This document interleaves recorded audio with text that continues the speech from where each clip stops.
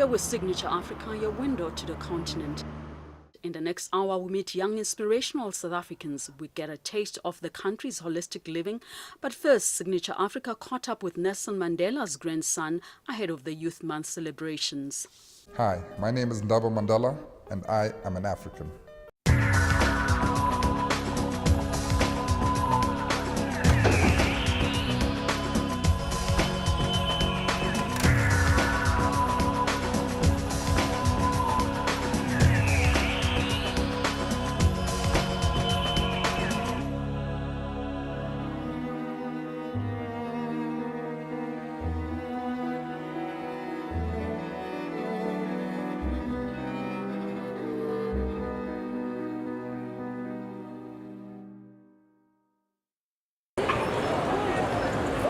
More than half of South Africa's population of 51 million are youth. This month, the country celebrates Youth Month on June 16th, an important day in its history. This is where it all started in 1976, known as the Soweto Uprising, in the country's biggest and most historical township.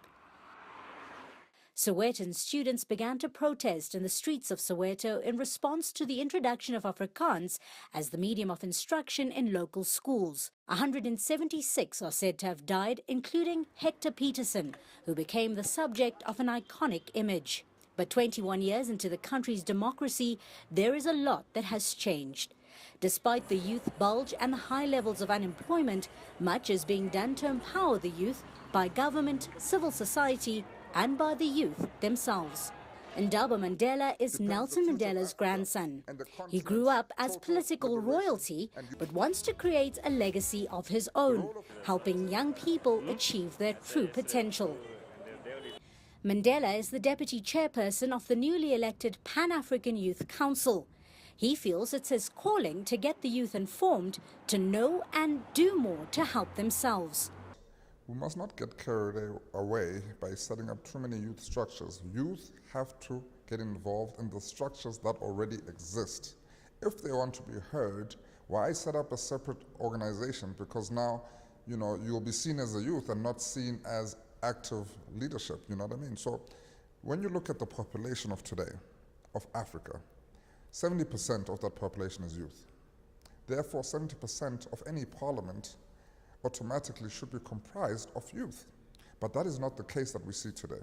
So, maybe we start off with a 30%, 40%, and every year we try and grow that percent till it really reflects the composition and the dynamics of our young population. That is the only way I believe we'll be able to reach to solutions that can actually be implemented on the ground, that are realistic, that are tangible, and that are practical. Mandela believes in the notion of youth power and says it's young people in Africa that have a lot to contribute to the continent's development.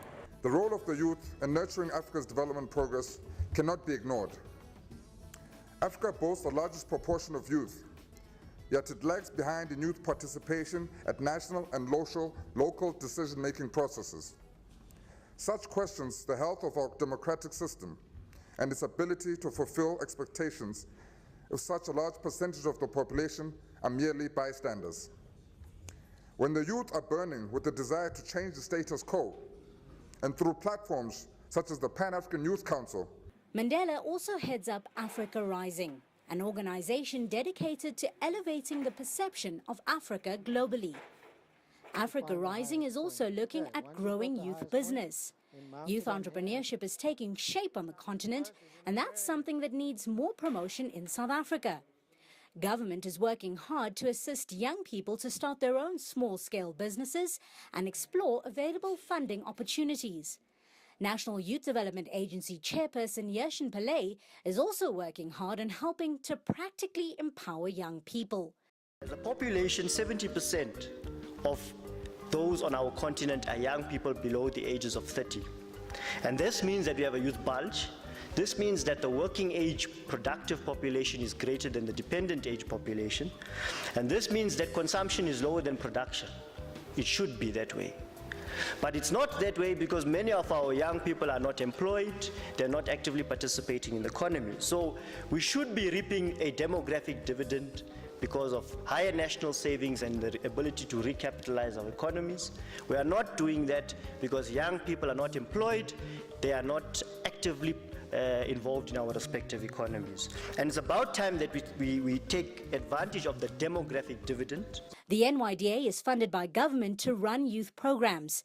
Their focus now is on providing seed capital to the youth that need it the most, who show potential and are already working hard. But apart from entrepreneurship, young people are also getting more interested in politics.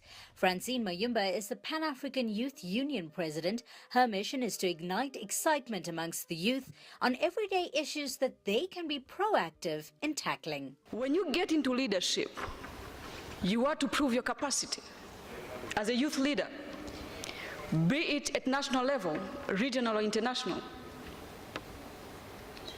When you prove your capacities, or when you prove what you are capable of doing, you are making even the older generation to trust in the youth and to avail more opportunity to the youth.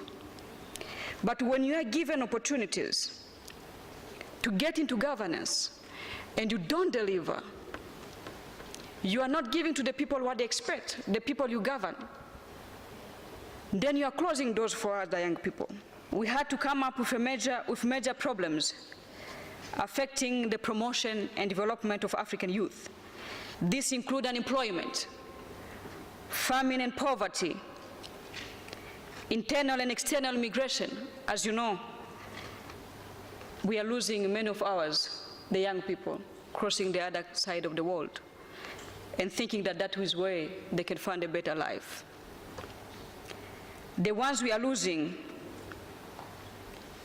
we also have HIV/AIDS, crime and violence, poor citizen participation, poor access to information and communication, technologies, poor involvement in the quest of peace and security, poor participation in the protection and preservation on the environment.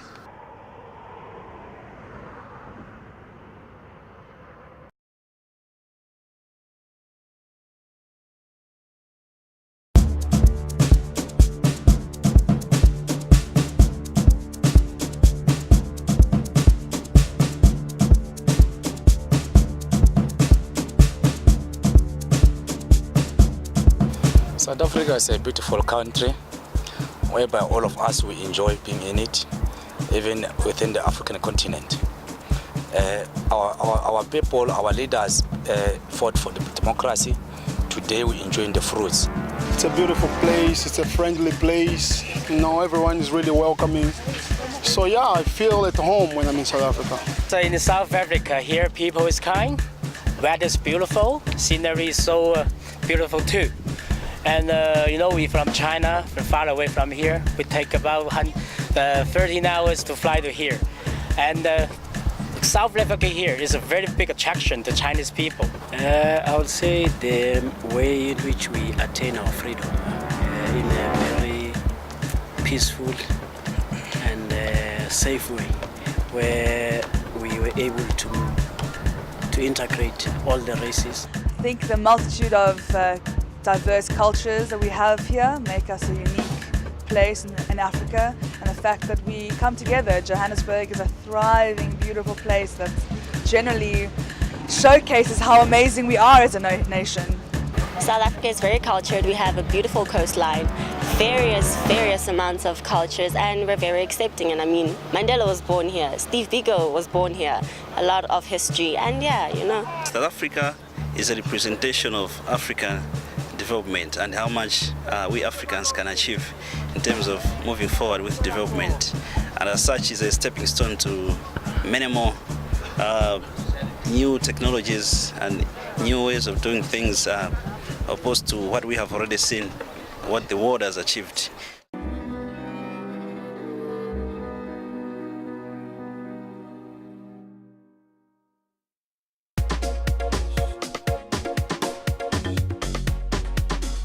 I love creating masterpieces and seeing everything come into life. People are looking for more things that are dating back, you know, that will give them a unique style. South African fashion businesses are actually skyrocketing right now. You need to have thick skin to survive in the industry.